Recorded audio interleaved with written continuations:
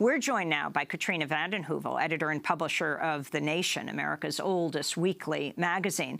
Katrina vanden Heuvel is also a columnist for the WashingtonPost.com. Her latest column on Trump, the media's malpractice, continues.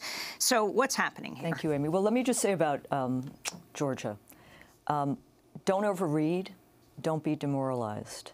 The Cook report, pretty acclaimed monitoring of congressional seats, just the other day said that currently 71% of congressional districts are competitive.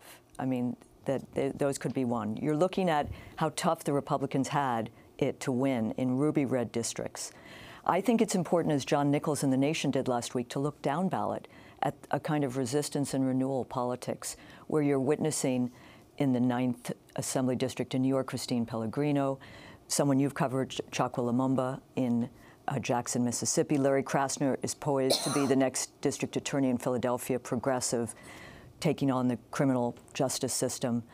Sarah Vowell in St. Louis. So I think we need to look down ballot, and I think we need to understand how competitive the House races will be in light of the struggle of the Republicans to keep these ruby red districts. Well, what about this issue of what Ossoff exactly represented? The critique that he didn't push forward core platform issues like single payer, free tuition, fight for 15. No, I mean, I think it's interesting, and I believe Nan Orrick spoke to Stacey Abrams, who may be the first African-American governor of Georgia, who launched her campaign on the eve of this race. She brought two pillars of the Democratic Party, Nina Turner, who's been with Bernie Sanders, Jason Kander, who's more on the Clinton side. But together they spoke to a new kind of majority you could build in Georgia, not pitting against the white working class, because after all, it's a working class, bringing together in a majority-minority state soon,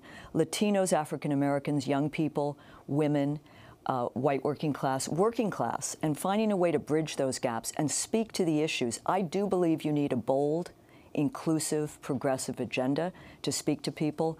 It is tough in different, a Montana Democrat isn't a New York Democrat, but they're core issues, which I would argue are neither right nor left. And if there's turnout, passion, and commitment, we know that many of these progressive big issues are majority issues.